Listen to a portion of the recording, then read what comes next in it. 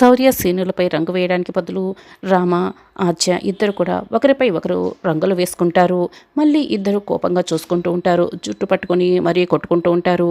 హోలీ పండగ రోజున రంగులతో ఆడుకుంటారు. వీళ్ళు ఇలా కొట్టుకుంటున్నారు రంగులతో అని శౌర్య బాధపడుతూ చెప్తూ ఉంటాడు. సీను శౌర్య మళ్ళీ రామ ఆద్య దగ్గరికి వస్తారు.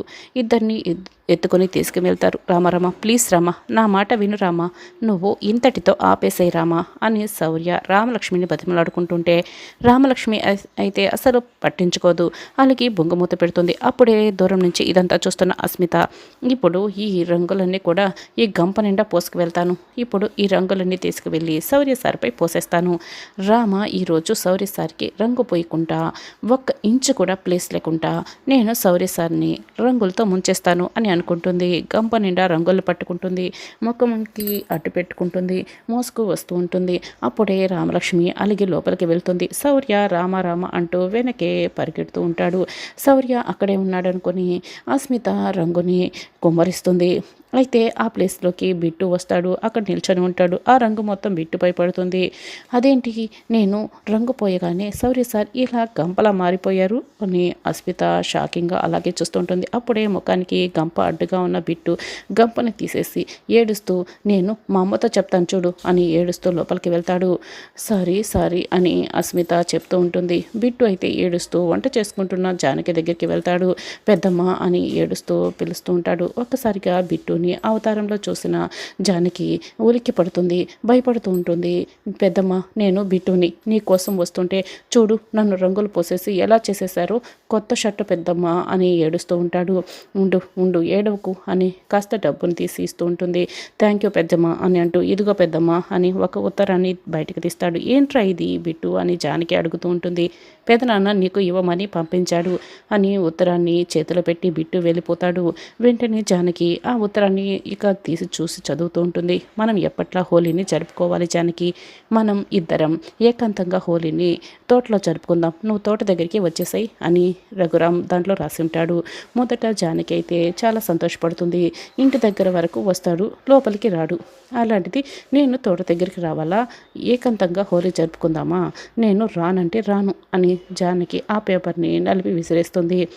ఆ పేపర్ కాస్త శౌర్య చేతిలో పడుతుంది. సీను శౌర్యని నిలబడుకున్న దగ్గర కాస్త దూరంలో అద్దంలో చూసుకుంటూ ఉంటాడు. సీను ఆ పేపర్ని విసిరిపడేశాడనుకొని శౌర్య ఓపెన్ చేసుకుని చదువుతూ ఉంటాడు. ఈ హోలీ పండుగని ఏకాంతంగా తోటలో కలిసి జరుపుకుందాం, ఆ వేడుకని జరుపుకుందాం అని చదువుతూ ఉంటాడు. అదేంటి సీను ఇలా రాశాడు అని శౌర్య మనసులో అనుకుంటాడు. ఆ పేపర్ని చేతిలోనే పట్టుకుంటాడు. సీను బ్రో నువ్వేనా అని అడుగుతుంటే, అవును నేనే బ్రో అని సీను అంటాడు. ఏంటో అని శౌర్య దాన్ని విసిరేస్తాడు. అక్కడి నుంచి వెళ్ళిపోతాడు. ఏంటో నా అందాన్ని చూసి అందరూ కుళ్ళుకుంటున్నట్లున్నారు, సీనుగా నువ్వెంతైనా అందగాడివిరా అని సీను తనకు తాను పొగుడుకుంటూ ఉంటాడు. ఆ పేపర్ని ఆద్య చేతిలో పడుతుంది. ఆద్య దాన్ని చదువుతుంది. ఇంట్లో కుదరడం లేదని తోట దగ్గరే కలవటానికి ప్లాన్ చేస్తున్నావా అని ఆద్య మనసులో అనుకుంటుంది. సీను వెనక్కి తిరిగి ఆద్య వైపు చూస్తూ ఉంటాడు. నీకంత సీన్ లేదులే అని ఆద్య మనసులో అనుకుంటుంది. దాన్ని విసిరేస్తుంది. అది కాస్త ఆ పేపర్ రామలక్ష్మి చేతిలోకి వెళ్తుంది. పండగ పూట ఏకాంతంగా తోటలో కలుసుకొని వేడుక చేసుకుందాం, నువ్వు వస్తావు కదూ అన్న లెటర్ని చదువుతుంది. రామలక్ష్మి ఎవరప్పా ఇది రాసింది అని అనుకుంటూ చుట్టూ చూస్తూ ఉంటుంది. అప్పుడే శౌర్య అక్కడికి వస్తాడు.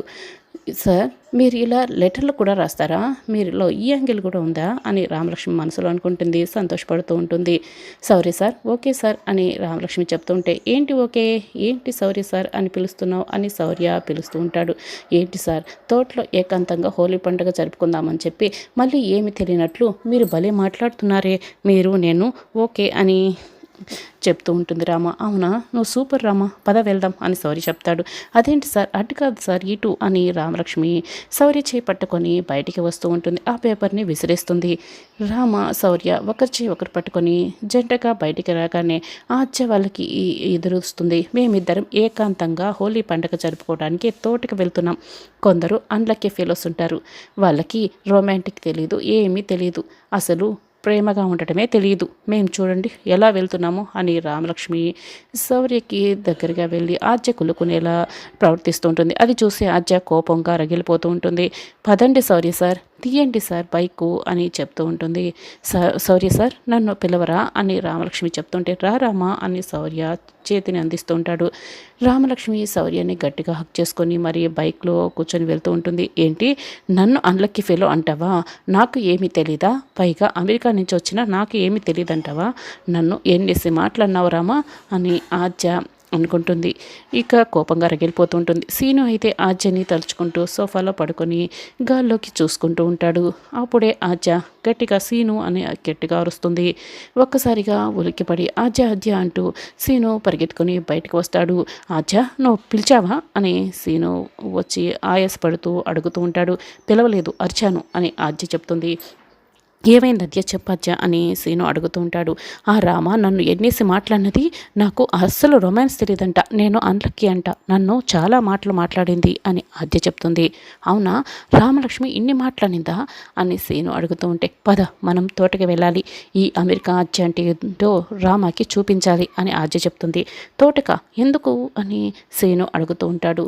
రొమాన్స్ చేసుకోవడానికి పద పద అని ఆద్య పిలుస్తుంటే, నాకు రామ ఒక దేవతలా కనిపిస్తుంది, ఈ హోలీ పండుగ నాకు రొమాన్స్ హోలీగా మారిపోతుంది, రామ నువ్వు నిజంగా దేవతవి రామ, దేవతవి అని సీను అయితే సంతోషపడుతూ ఉంటాడు. ఏంటి ఇంకా అలా చూస్తున్నావు, బైక్ తీ అని స్కూటీ తీ అని ఆద్య సీనుని లాగుతూ ఉంటుంది. పోనీ పోనీ త్వరగా పోనీ అని సీను స్కూటీని డ్రైవ్ చేస్తూ ఉంటే ఆద్య వెనక కూర్చొని కంగారు పెడుతూ ఉంటుంది. ఇక రఘురామ్ తోటలో ఉట్టి రంగులు అన్నీ రెడీ చేస్తూ ఉంటారు. అప్పుడే జానకి అక్కడికి వస్తుంది. ఏమండి అని కోపంగా వస్తుంది. ఏంటి జానకి అంత కోపం ఎందుకు అని రఘురాం అడుగుతూ ఉంటాడు. నేను మీరు పిలిచిన విధంగా రాలేదు అని చెప్తూ ఉంటే, అంత కోపం వద్దులే జానకి, ఇప్పుడు నేను ఉట్టి రెడీ చేస్తున్నాను అని చెప్తూ ఉంటాడు. ఉట్టే ఎందుకండి, ఇక్కడ ఎవరు లేరు కదా అని జానకి చెప్తుంది. మనమిద్దరం కొట్టడానికి జానకి అని రఘురాం చెప్తే, అందరూ ఉంటేనే కదా ఉట్టి కొట్టేది, మీరేంటండి ఇలా మాట్లాడుతున్నారు అని జానకి అడుగుతుంది. ముందుగా హోలీ శుభాకాంక్షలు జానకి అని చెప్తూ ఉంటే, మీకు కూడా అని జానకి సిగ్గుపడుతూ చెప్తూ ఉంటుంది. అందరూ ఉంటే నువ్వు కొట్టలేవు కదా, అందుకే నేను నీ కోసం ఇలా రెడీ చేశాను, కానివి జానకి కొట్టు జానకి అని ముందుగా రఘురాం ఆ ఉట్టిని లాగుతూ ఉంటాడు. జానకి అయితే ఆ ఉట్టిని కొట్టలేకపోతుంది. ఇప్పుడు నేను లాగుతాను, మీరు కొట్టండి అని జానకి ఉట్టిని లాగుతూ ఉంటుంది. రఘురాం కొట్టడానికి ప్రయత్నిస్తూ ఉంటాడు. అప్పుడే రఘురాం కూడా కొట్టలేకపోతాడు. ఇక వాళ్ళిద్దరూ అయితే చాలా సంతోషంగా ఉట్టి కొట్టే కార్యక్రమాన్ని చేసుకుంటూ సంతోషపడుతూ ఉంటారు. జానకి ఇప్పుడు మళ్ళీ నువ్వే కొట్టు అని రఘురాం తాడుని కట్టేస్తాడు. ఏంటండి అంత పైన కట్టేసి మీరు అలా నిల్చుంటే నేను ఎలా కొడతాను, నాకు అందడం లేదు అని ఇక ప్రయత్నించి జానకి అలసిపోతుంది. అప్పుడే రఘురాం నవ్వుతూ అయితే ఇలా కొట్టు అని జానకిని ఎత్తుకొని ఉట్టి కొట్టిస్తూ ఉంటాడు. ఇక అందుకు జానకి చాలా సంతోషపడుతూ ఉట్టి కొడుతూ ఉంటుంది.